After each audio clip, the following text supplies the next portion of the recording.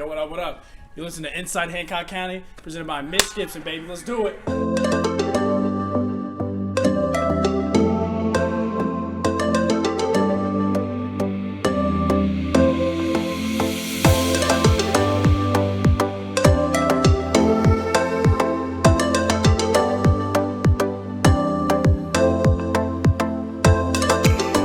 We in the Against the Grain Barber shop with my boy Hoss.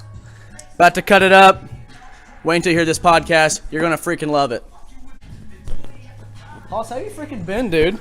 Great, brother. How about yourself, man? Phenomenal. Glad to see you back in town. I appreciate it. Love Hancock County. You know, it's home. You know, it's home, man. So I think it's I think the last time you cut my hair was what? Probably up in Muncie? Ball State? Ball State, man. That's when it all started, right? Yeah. When did you just like randomly say, okay, I want to get into haircutting or barbering or what? What is the exact term? I say barber stylist, man, for me, because when I moved to Chicago, my instructor, he noticed I had already had talent in being a barber. So when I was in school, I did primarily women hair. No kidding. And you went to school, the schooling was in Chicago? Yes, sir. So you went to Ball State and decided that you I guess you kind of realized this is not what you wanted to do. So I graduated with my bachelor's degree in criminal justice. And I moved to Chicago for a job. I'm gonna take this off. For sure. Yeah, right on. Let me hold 'em. You're straight. So you moved to Chicago. For a job. What was you said criminal justice was your major at Ball State? Criminal justice. Yeah. Okay. Yep. So I was in the process of becoming a cop. I had basically had it lined up, man, and I was in discussion with the academy, talking about how that was gonna work. And Hold on a second. By the way, if you're listening to this audio podcast, I'm straight up getting my hair cut right now, recording this. Wait until you see this video come out Tuesday. Let's go check and make sure that video is still seeing. You can see high. Make it still looks up here. You see my hand? Yep. Straight up, right on. Yeah. So Hoss is straight up cutting my hair right now. They're in the middle of this podcast, but he's a guy that I think you guys should get to know very well. Greenfield graduate, class 2014. Went to Ball State, studying criminal justice, and then decided real quick that he had a passion and some artisanship of. Being a barber, so sorry to interrupt you there. Oh, you're good, man. It's wild because I noticed what my passion was with this very, very early on. I realized that my freshman year in college. Actually, funny story. I ended up telling my dad my freshman year, "Hey, as much as I like school, I know what I want to do with my life." However, he kind of made me finish school, but I respect that and I appreciate that so much because I wouldn't be the barber that I am today. I wouldn't have gone through the experiences that I had, in 4 years at Ball State and Muncie. So it really made me a man, and I can say I have a degree, man. Not a whole lot of people can say that. Not a whole lot of people can say they have a bachelor's degree or a high school diploma or anything like that. So. See, now that's something I was anxious to ask you because I have this conversation a lot. I think this conversation's been brought up multiple times in the past couple episodes. Like, doing what I'm doing now and like where my passion's at, I'm not saying that my degree that I got in telecommunications is not something that I want to go still do like later on down the road in my life, like post-retirement. Right. Because we all have that dream, right? Absolutely. But the thing that I've learned from college, other than playing baseball, is that I didn't need it. Which I think can go hand in hand with some people in a different way. Some people, being the first one to graduate in their family may mean something to the world, and that's great. You know what I mean? I want to be the first one in my family to graduate. That's phenomenal. Some say, I want to be on my own. I want to be a business owner one day or whatnot. So college for some people hit differently. So I'm anxious to see what your thought is on the college experience. You learn a lot from it, I think. Yeah. But as far as like what you learned and doing what you're doing now, do you think the college experience, puts you in your position where you're standing at right this second?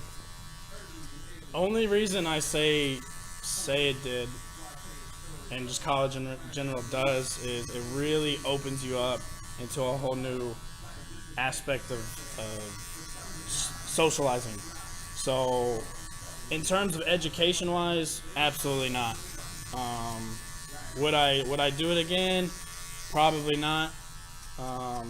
But in terms of being social, opening up to people, you know, I developed my craft through my friends, which probably would have happened anyway. But to the degree and the amount of clients I had, college really made me the barber that I am. So. And you didn't have a barber shop or anything like that. You were straight up cutting hair out of the dorm room or your house. So it was either my dorm room, freshman year, my apartment sophomore year, or my house junior and senior year. You know, I was booked, man. I didn't need a part-time job or anything because I was so busy all the time with clients coming in, new people hitting me up. And, you know, once I left, I was getting texts all the time. Man, I wish you were back. I wish you were back. Right. You know? I feel you on that. So when you decided, okay, you know, I want to go to barber school, yeah. What was the process like getting into barber school? And it's out. I mean, Chicago, that was the place to go. So, fun fact, the first barber school ever was in Chicago. Ever.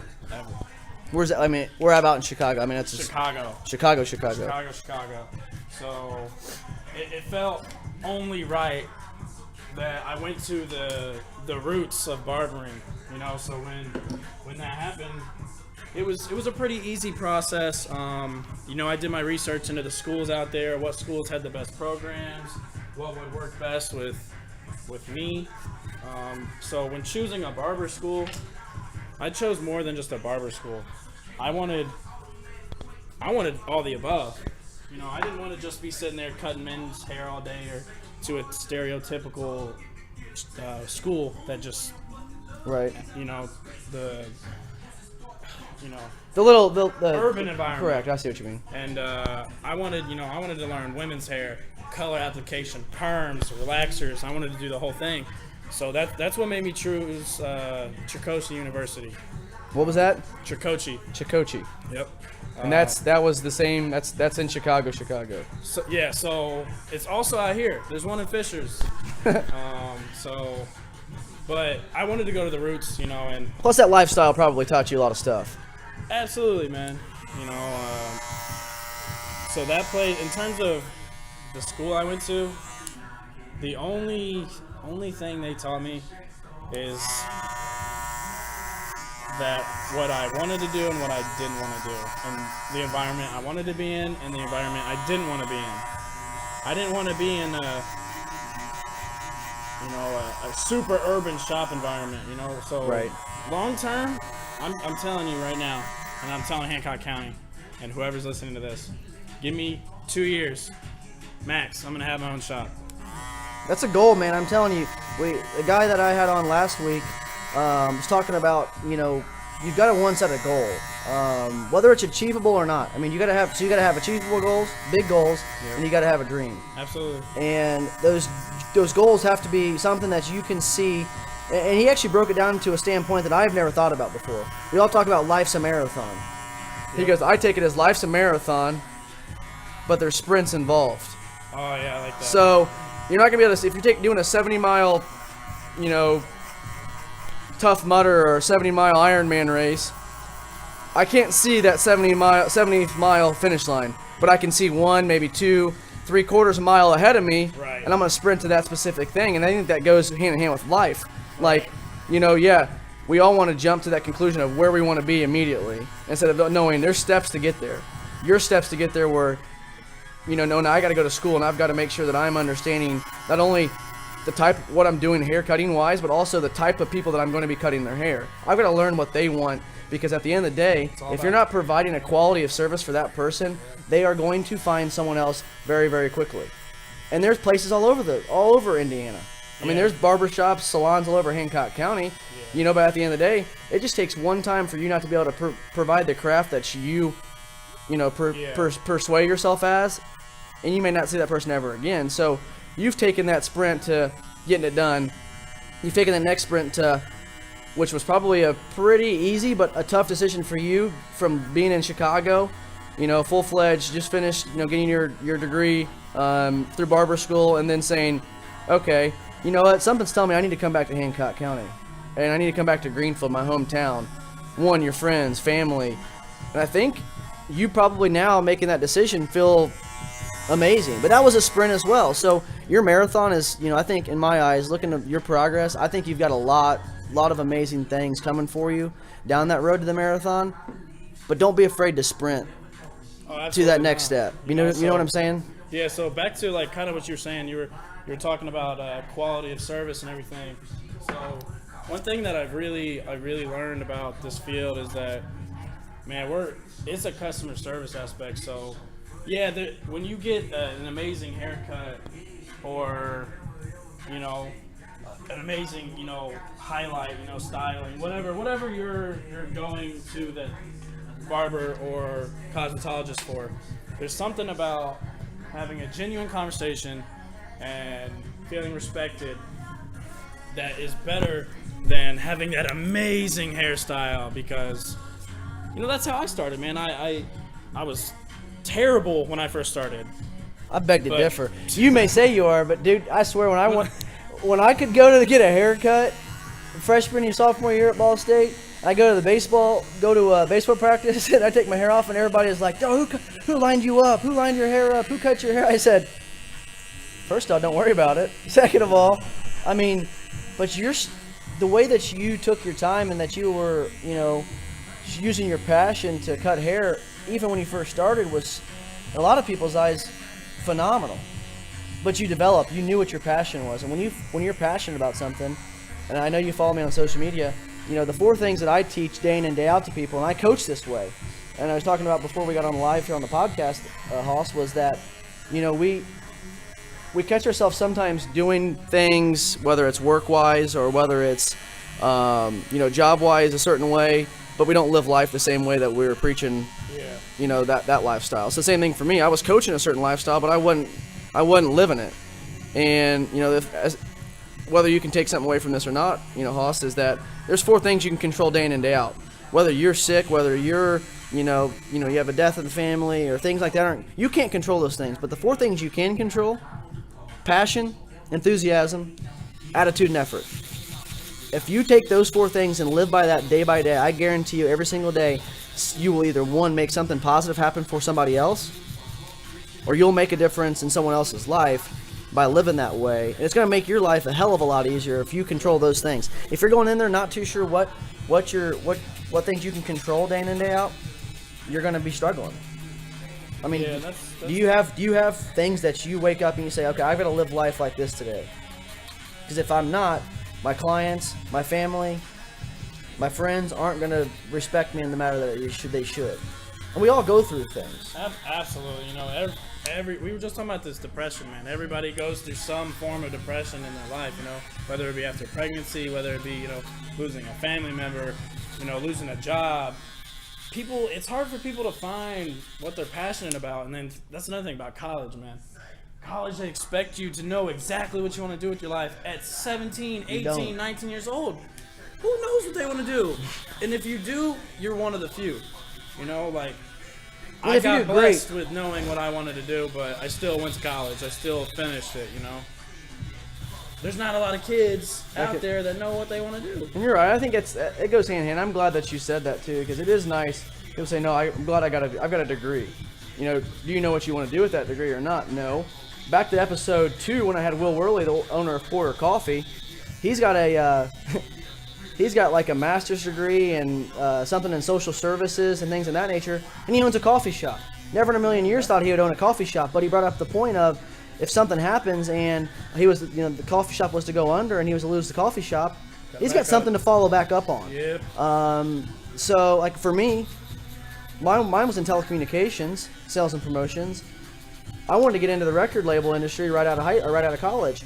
Had a couple opportunities, but I couldn't move down to Nashville because one was invested in the community, but also invested in my family and where I was at here in Hancock County or even in the community.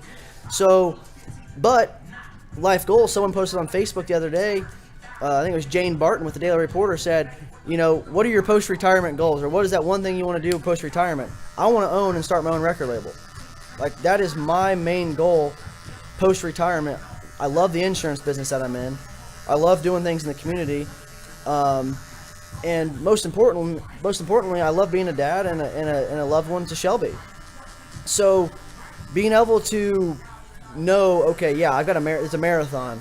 If I was to sprint towards that dream too quickly, I'd miss the things that I needed to learn, and I'd miss the most important people in my life because I'd be too, you know, neck deep in crap with my job. So being able to identify and what the thing is that you want to go chase after, but not chasing after it too strong. So you're right. With a college degree, it's great to have. Some people may not need it right then and there. Some people may not need it at all. I don't need it at all for what I'm doing in the insurance business. It helps. You don't need what you're doing from your criminal justice degree at Ball State, but there may be that point in time where it comes into play that you need it. Absolutely, you know, and even just being able to start a conversation with somebody, yeah, my bachelor's degree, oh, what in? Criminal justice, oh, that's crazy, my dad was a cop, or, you know, conversation. Yeah, absolutely. First off, how long was my hair back in the back? How long? Pretty long? It was pretty long, man. It's been a while since you got a haircut, I can tell. Yeah, and I've got one of my insured's All Occasions hair salon. I kept trying to get in with her last week.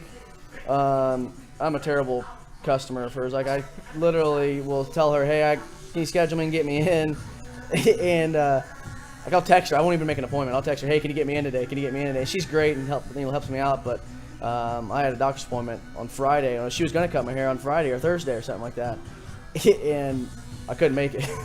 And then she's on vacation, so this actually was kind of the best of both worlds. I get a chance to see you. I need people to learn more about you and what you're about, because, like I was telling you before, people don't know those people that are doing great things, and you're one of those that you may not. You know, you live in Hancock County, you grew up in Hancock County, you graduated from Greenfield Central, you went on to Ball State, then you went to Chicago to get your, you know, to go to barber school. You came back. You're not in Hancock County. You're right now actually just off of East Washington Street. In Indianapolis, kind of know where Washington Square Mall is. It's just on the south side of the building, in a place called Against the Grain Barber Shop. But the dude's from Hancock County. People need to know about him, and he is doing phenomenal things. I'm anxious to see where he ends up in the next 2 years. He's very passionate about what he's doing, and that's the main issue. You know, Hoss, I guess kind of diving into your personal self. I mean, growing up, what was that dream? You know, if you went back to Hoss, you know, 15 years ago, or 15 years old, well, Hoss, what do you want to do? Back when you were hooping and thought you were better than me at hooping and could shoot the three. I was way better than you. First off, let's get it right. True. Facts. No, I'm kidding, man. I wanted to go into. So you wanted to do what? I wanted to go into law enforcement, man. I still have. So it was what you wanted to go. 100%.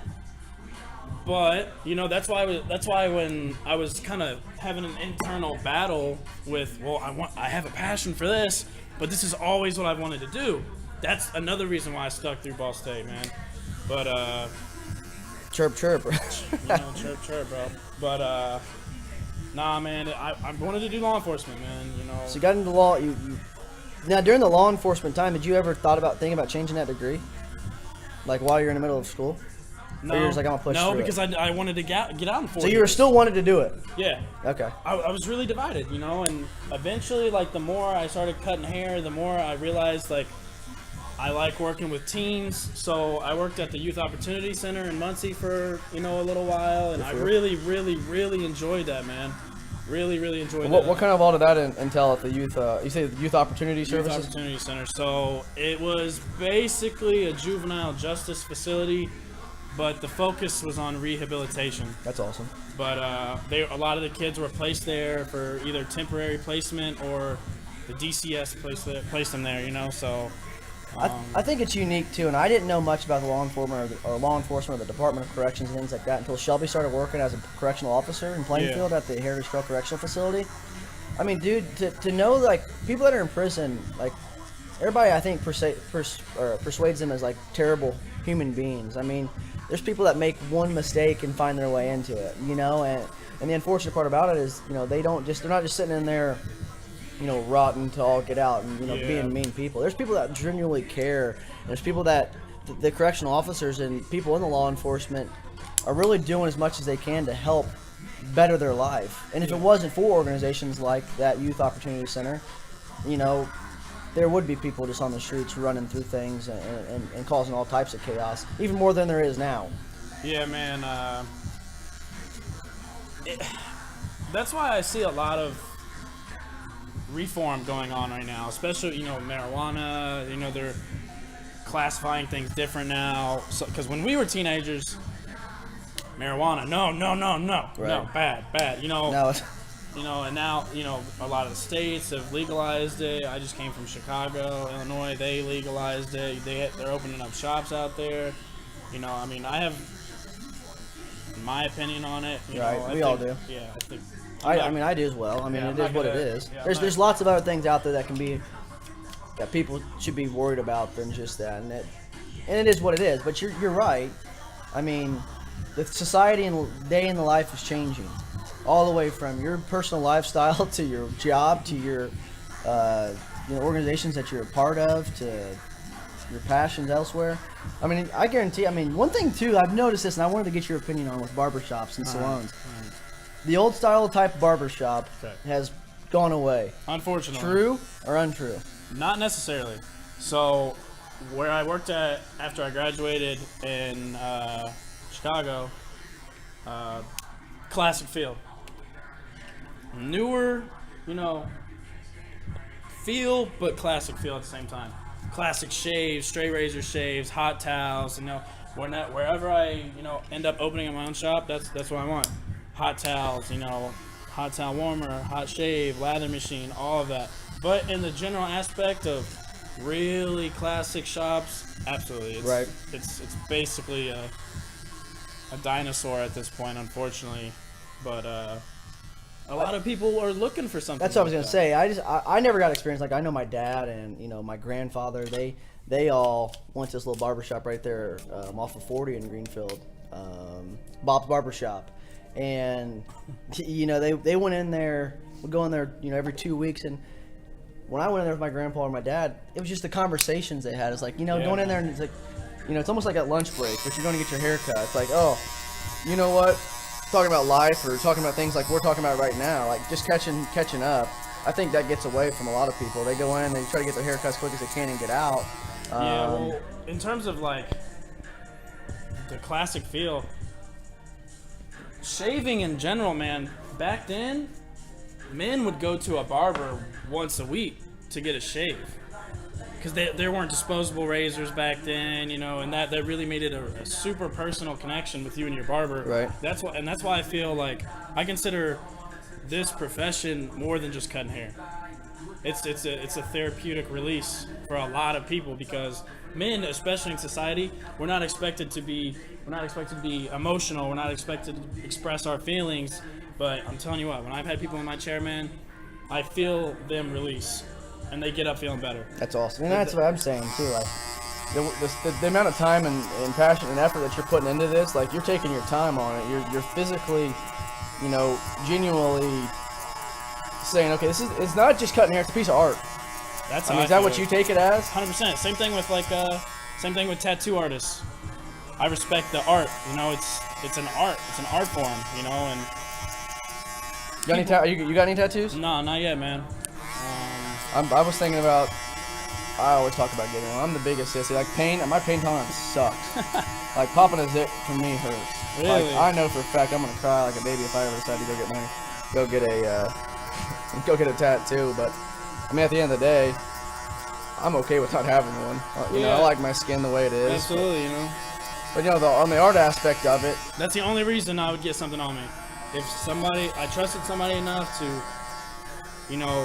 really, when I looked at it and I was like, that's it. Yeah, I feel what you mean. That's the same thing that you asked me too when you last time you came here probably 4 years ago or whatnot, and you think, and I said, you're like, what do I want? I go, I trust you. put it together. See, it's wild because I still do that. Hey, bro, what do you want to do today? Honestly, man, I don't know. Whatever you think will look best, I trust you. And I get that 8 out of 10 times, man. I trust you. Go ahead, do your thing. Like one of my friends last night was supposed to be here at 5 o'clock. got here at 7 o'clock. And I'm like, man, he had called me, told me, but I missed dinner, bro. I'm starving. But I love the environment out here, so I was like, cool, yeah, bro, no problem. And he sat down. He's like, hey, my bad. You know, it's like, it happens. I was like, what do you want to do? He goes, I don't care, bro. I trust you. Do whatever you want. And, you know. You did it put together. Yes, sir. Now, as far as, like, where you guys are located over here on the east side of Indy, how did you get in contact with the owners of this barber shop, and where did you meet them at? Okay, so I was 17 or 18 at the time, so I was in high school at Greenfield, and I could never find anywhere that could balance shear work with the fade on the side, with the type of fade I wanted. So back then I would have to go to one place and then go to another place so they didn't mess me up. And I was walking through the mall one day. I was like, I'm gonna go get faded up. You know, let me try somebody new out. Faded up. You're talking about haircut. You're not going to get faded up. Like, he ain't turn up. I'm not with them youngins. No, I'm kidding. Nah, but yeah. So I was going to get my hair cut right over here in the Washington Square Mall, because I remember walking through there and seeing the shop in there. Was it Against the Grain? No. Okay. It was Mojo's. It was Mojo's Barbershop, and so I'm walking through. I'm over there by the finish line, and my man right here, he's sitting outside. He's like, hey man, I'm a barber at Mojo's. If you ever need a haircut, here's my business card. And I was like, you know what? He was super professional in the way he approached me. You know, he saw me, and as an African American, he approached a white male. And there's a stigma that African Americans can't cut straight hair very well. Okay. And so when he approached me like that, I was like, all right, I got to give this guy a try. It's been brotherhood ever since. That's man. awesome. So, and then he just recently started opened up this shop. It's not even finished, man. I'll post a picture. Go check it out today. I'll post a picture on Facebook and Instagram and Twitter. And go check out this barbershop now and where they've got now. I mean, it looks pretty cool. It's huge. You can see it's got some potential. I'm anxious to see. I'll post a picture now, and then once they get finished of it, I'll come in and take a picture. It's and show massive. You afterwards. We plan on putting a pool table in the middle right here. There's gaming systems on the other side. We're gonna put more stations over here. There's so much potential for this place. You know, we make custom T-shirts here. You know, got my Against the Grain, my information on the back. You know, we make them right over here. We're gonna get some going. I'll get a couple, and I'll run a contest. So be ready to check that out soon. Any color combination you guys want, we make them here. Or if you have your own business or your own logo that you want on a T-shirt or anything, we make them here. So as far as, you know, getting set up in the shop here and where you're at, I mean, taking a step back, you know, back when you were making that decision to come back to Hancock County, I mean, I know we all go through things, life in general, and through our minds and whatnot, but I mean, was there a particular thing of like, you know, I've got to get back to Indy, I've got to get back to Hancock County? Yeah. It was me realizing how internally depressed I was, and I'm gonna be the first one to admit that. You know, I'm working on it right now. You know, I'm doing Bible studies with my buddy. You know, I'm really taking the steps that I need. But it was honestly a breakup that made me realize, like, I'm depressed. But it's not just from the breakup that I was depressed from. It was from 10, 15 years of bottling everything in. Right. And I needed, the thing about Chicago that I did not like is I went out there by myself. No support system. Just you. Just me, bro. Packed it up and went. Deuces. And my parents didn't want me to go. They're like, no, don't go. You know how parents are. Right. But you know, little birds gotta fly. But yeah, it was losing my sister. You know, going through a parent's divorce. As a 15-year-old experiencing a parent's divorce or experiencing trauma, you know, everybody goes through stuff, but it's about how you deal with it. And I wasn't dealing with it in a proper way. So when I went through that breakup, it wasn't even like a bad breakup. It was like, hey, neither of us are happy with life, so we really have to work on each other or work on ourselves. And you know, we came out of very respectfully, and But I looked at her and said, man, this hit me like a truck, you know, and I got to get some support around me. My clients are all back home. You know, I was in the shop kind of struggling for clients, even though I had the talent, man. The barbers out there will tell you the first 6 to 10 months are rough, man. They're rough. You know, coming in the shop and not really having anything, yeah. Yeah, but for me, I came back, and my first 4 days I was back, Booked. I was booked 9 to 7 or 8 at night. But if it wasn't for, and I think this is a good thing that you brought that up, because, like, yeah, my full-time job is in the insurance industry. Yeah. Okay, so I try not to let, and actually I've done a really good job, I try not to let my job interfere with, one, my personal life too much, but also the little side hustles I've got going on with this podcast, and I do a little bit of marketing stuff, like, to not let that interfere with my job. But, like, reflecting on what you've done previously, like, there's been countless amounts of hours that I've stayed up really, really late some nights putting together some things for this podcast. Yeah, absolutely. Or doing some marketing stuff on the side. Back to your, you know, when you came back and you were booked solid for the first 4 days, that goes into play of you worked your ass off, like, back in college and high school, gaining those relationships with your friends and providing a phenomenal service that... When it didn't happen overnight, it didn't happen last year, it didn't happen the year before, but same thing I was telling you, a marathon, but you've taken sprints, and you've taken that sprint back here. And if it wasn't for you building those relationships, you would have came here and had nothing. Yeah, it would have been a tough 10 to 6 months, or 10 to 12 months. I'm sure all these dudes in the shop are like, okay, Hoss, yeah, so I see you, right? I love all these dudes to death, but the past week since I've been here, I've cut more hair than every single one of them. Yeah, I'm sure they're like, dude, hey, hold on a second. Get this white dude out of our barber shop. Yeah. Get him out of here. Yeah, that's what it is, man. I'm in a primarily African-American barber shop, and I'm cutting them all now. I cut my owner 2 days ago. I cut one of the other good barbers 3-4 days ago. They're seeing me, and they're like, man, you're nice, bro. And all these guys, man, they're all nice, man. They're all That's smooth, awesome. man. I got nothing but respect for all of them. That's phenomenal. Yeah, and I had this spot lined up before I even moved back No kidding? because I knew the owner, because he's the dude that used to cut me up. So that's right. So they came in here in December, right? They started. So they officially got this place in November. They kind of threw some chairs in here and then opened it up. There hasn't even been a grand opening for us. Oh, right yet. on.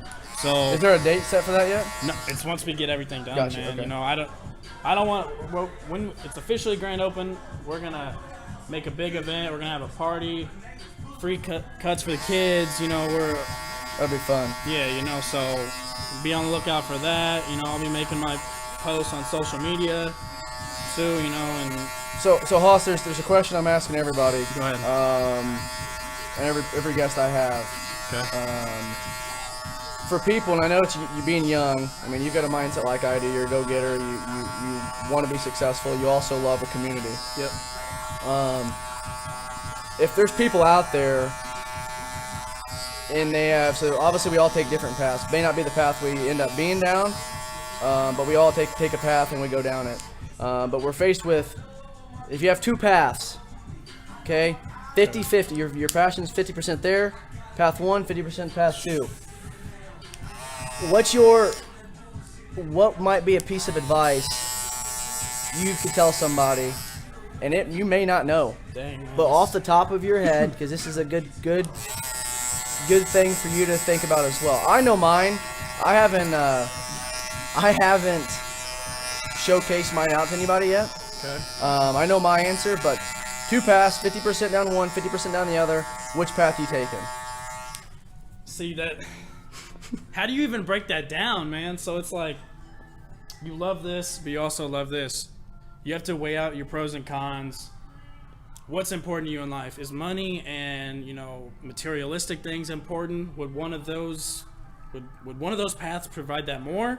Or are you more of the internal, emotional, spiritual type, and would that other path provide you that? So it's all about happiness. It's all about whichever path you believe is going to make you happiest. All right, sitting in a barber chair, I'm doing it. I'm Okay. putting it out. All right, mine is. Oh, first time. You're gonna hear it first. I wanted to put it out. I wanted to put it out last week when I had Devin on, but I didn't because I asked him the same thing, and his was kind of relatively close to what mine's gonna be. Okay. All right, so flip that off for 1 second. All right, 50-50. You got a path 1, path 2, and you got to decide which path I'm gonna take. I think this might catch you in your shoes a little bit. Oh no. I'm flipping a coin. Okay. I'm flipping a coin, I respect that. and I'm whatever one I go down. If it's heads and it's heads go down path 1, it's tails go down path 2, and I flip tails down path 2. I'm going down path 2, aggressive. I'm going down path. I'm putting all my eggs in a basket in path 2, and if it doesn't work, can always change. But I'm not going to go 50% in one and say, you know what, no way. I've got that on the side. If I choose path 2 is getting it all. 100%. You have to be like that. So I think that's kind of where I think about. I think the flip a coin aspect of it. A lot of people decide, I want to start my own business, or I've got this I want to go do, but they're undecided or they're unsure what to do. See, I'm more of I break things down. So I pro con, I weigh it out, then I go aggressive. I like that. I for sure like that. You know, so No, I like that because I think a lot of people, and I want to bring that up in a lot of conversations because I think people have different opinions on that. You know, mine, I think I make life sometimes extremely too hard.